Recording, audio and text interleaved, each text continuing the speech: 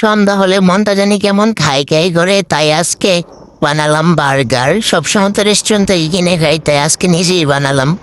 তো বার্গার বানানোর জন্য প্রথমে লাগবে মেয়োনিজ। মেয়োনিজের জন্য আমি একটা ব্লেন্ডারে কয়েকটা ডিম সিদ্ধ করে দিয়ে দিলাম, রসুন কুচি, শুকনা মরিচ, গুঁড়া দুধ, একটু চিনি দিয়ে তারপর এটাকে ভালো করে ব্লেন্ডার করে দিব। আরে হ্যাঁ, সয়াবিন তেল ছাড়া তো হবে না, এটা সয়াবিন তেল লাগবে, একটু বেশি পরিমাণের লাগবে, দিয়ে ব্লেন্ডার করে নিব ভালো করে। তারপর মাঝখানে আমি এখানে একটু টমেটো সস দিয়ে দিচ্ছি। দেখেন আমার মেয়োনিজটা কত পারফেক্ট ও সুন্দর হয়েছে।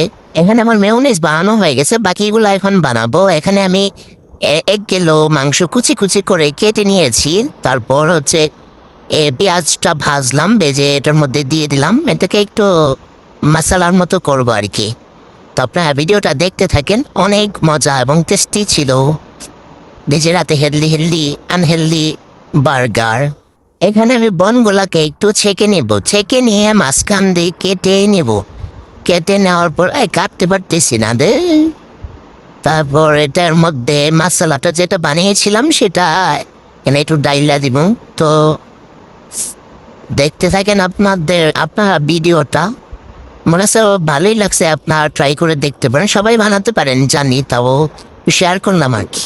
তো এভাবে দিবেন, দেওয়ার পর এই যে আমার বানিয়ে রাখা মেয়োনিজটা দিয়ে দিব এখানে। একটু উল্টা পাল্টা হইতেছে, সমস্যা নেই, আপনারা দেখেন। তারপর এখানে আমি একটু পরিমাণের এই যে টমেটো সস দিয়ে দিচ্ছি, তারপর টমেটো দিয়ে দিচ্ছি, তারপর এটাকে কি বলে শসা দিয়ে দিচ্ছি, যে যতটা খাম দিবেন। আর একটু মেয়োনিজ উপর দিয়ে তারপরেই তো হয়ে গেল আমাদের। তারপর উপর দিয়ে একটু পরিমাণে তিল দিয়ে দিচ্ছি। তো কেমন হলো? আর আপনারা তো বুঝবেন না, আপনারা তো আমারটা খান নাই, খেয়ে দেখবেন, আশা করি ভালো হবে। আমার কাছে ভালো লাগেছে।